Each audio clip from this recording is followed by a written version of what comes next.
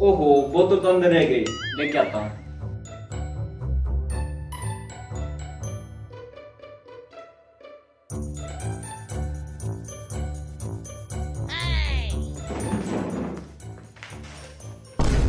भाई वो देख उड़ता हुआ जल पड़ा। कहाँ कहाँ? दे मेरे को, मेरे को दे। मैं खाना है। तूने मुझे थप्पड़ मारा।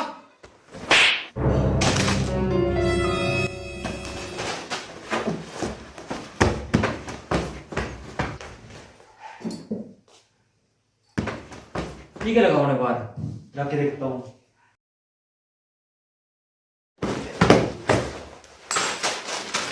दे मैंने खाना, मेरे खाना, दे मैंने खाना, मेरे खाना, मेरे खाना, मेरे खाना, खाना।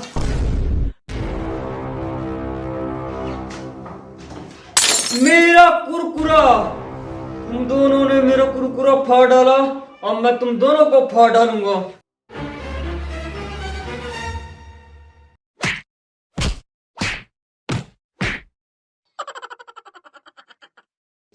काम है नहीं दोनों को, कोई घर पे बैठे रहते हैं निकम्मे कहीं के। एक कुरकुरा लाया था बोतल के साथ खाने के लिए, वो भी नीचे गिरा दिया। दबो यहाँ से।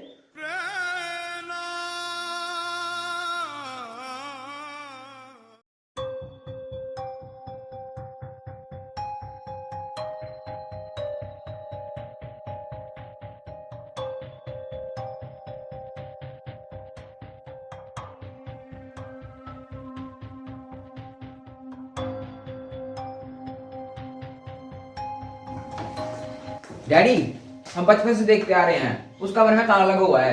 हमने आपसे पता नहीं कितनी बार पूछा, लेकिन आप हमें बताते नहीं हो। आज आपको बताना पड़ेगा कि उस कमरे में क्या है। हाँ डैडी जी, आज आपको बताना ही पड़ेगा। कुछ भी नहीं है उस कमरे में, तुम्हारे परदादा जी का सामान रखा हुआ है। कैसा सामान? है कुछ सामान उनका बेफालतू का। डैडी जी, हमारे परदादा क्या करते थे? क्या बताऊं बेटा, तुम्हारे परदादा जी सभी से पैसे लेते रहते थे और कभी वापस नहीं करते थे। बस एक किताब लिखते रहते थे। कैसी किताब? पता नहीं कैसी किताब। मुझे इस बारे में कोई बात नहीं करनी है, जाके अपना काम करो। उनके कारण ही तो आज तक हम लोगों के कर्जे भरते आ रहे हैं। जाओ अब तुम दोनों अपना काम करो।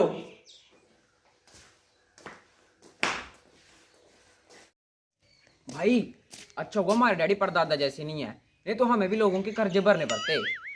हाँ वो तो है, पर हमारे परदादा लोगों से कर्जे क्यों लेते थे? और वो किताब में ऐसा क्या लिखते होंगे? हाँ भाई, मुझे भी अपने परदादा की सच्चाई जाननी है और पता लगाना है कि उस कमरे में क्या है। जानना तो मैं भी चाहता हूँ कि उस कमरे में ऐसा है क्या। चलो भाई चल के देखते हैं। रुक जा भी, जब डैडी घर पे नहीं होंगे ना तब देखेंगे जाके। चल अब। बच्चों, घर का ध्यान रखना, आ रहा हूं मैं काम करके। ठीक है डैडी जी।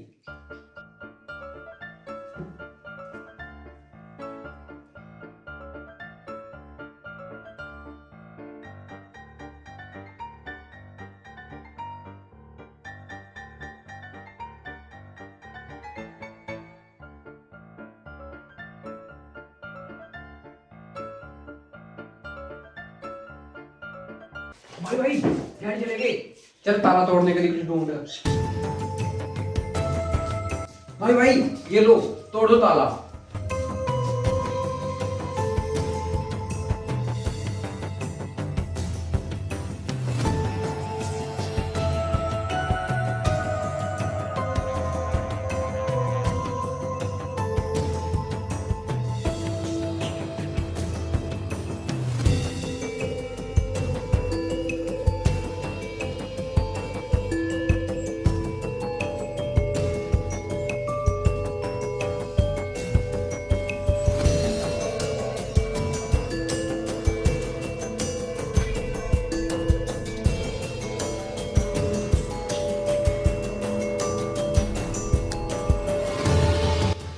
भाई जल्दी देखो इसमें क्या है। रुक जा देखता हूँ।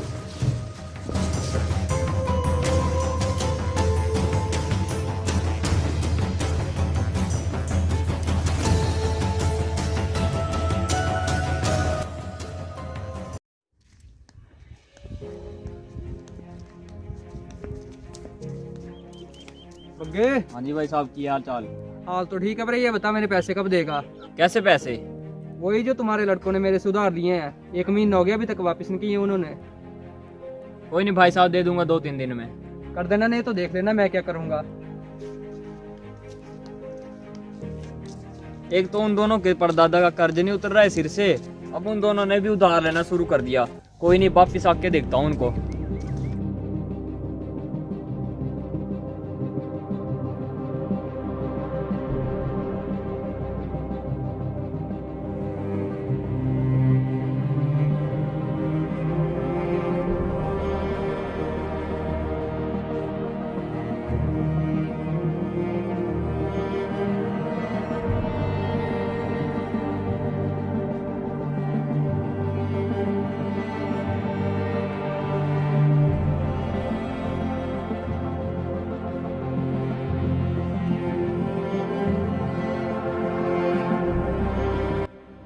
ये बात है सन 1919 की। मैं उसमें के एक राजा का दरबारी था। हमारी रियासत खुशहाली से अपना समय बिता रही थी, लेकिन एक दिन किसी की हमारी रियासत को नजर लग गई। हमारे शत्रुओं ने अचानक से हमारे ऊपर हमला कर दिया। हम उनकी सेना का सामना नहीं कर पाए। सभी अपनी अपनी जान बचाकर भागने लगे। मैं भी अपनी जान बचाकर भागा। वहां से भागते समय मैंने उस महल में अपने सभी सोने के बेशकीमती आभूषण एक थैली में रखकर छिपा दिए। मैं कैसे भी करके वहां से अपनी जान बचाकर भाग आया। कई सालों के बाद जब सब कुछ ठीक हो गया तो मैंने वहां जाने की बहुत कोशिश की। मैंने लोगों से पैसे उधार लिए ताकि मैं वहां जा पाऊं, लेकिन मैं वहां नहीं जा पाया। अब वहां जाना खतरे से खाली नहीं है। वह महल अब एक खंडर बन चुका है। वहां एक बहुत बड़ा सांप उस महल की रक्षा कर रहा है। अगर कोई वहां जाना चाहेगा तो उसके लिए अगले पन्ने पर एक नक्शा बना हुआ है।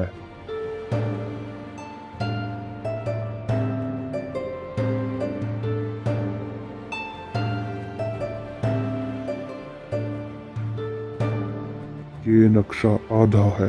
इसका दूसरा हिस्सा मेरे एक साथी के पास मिलेगा जिसका नाम विक्रम कुमार है। उसका कोई भी परिवार नहीं है। वह झंझेली गांव में रहता है। यह एक पुराना गांव है। उस खजाने का आधा नक्शा उसके घर में ही छिपा मिलेगा।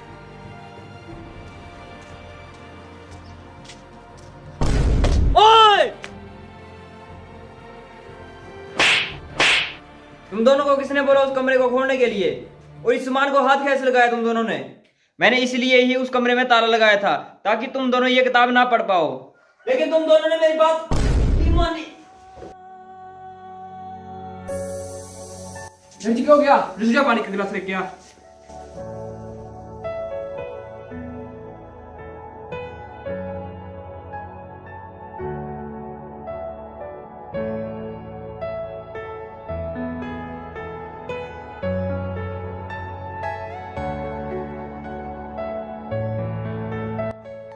तुम दोनों ने उस कमरे को क्यों खोला? डैडी जी हम देखना चाहते थे कि उस कमरे में क्या है। तुम दोनों को पता नहीं है, इस किताब के कारण ही तुम्हारे दादा हमारे बीच नहीं है। वो भी इस किताब को पढ़कर ही खजाने के पीछे गए थे, लेकिन वो कभी भी वापस नहीं लौटे। मैंने इसी कारण उस कमरे में ताला लगाया था ताकि तुम दोनों के हाथ में वो किताब ना आए। अब तुम दोनों उस खजाने के पीछे मत जाना। अगर तुम्हें कुछ हो गया तो मैं तो जीते जी मर जाऊंगा। नहीं डैडी जी, हम आपको छोड़ के कहीं भी नहीं जाएंगे। हाँ डैडी जी आप अंदर जाके आराम करो।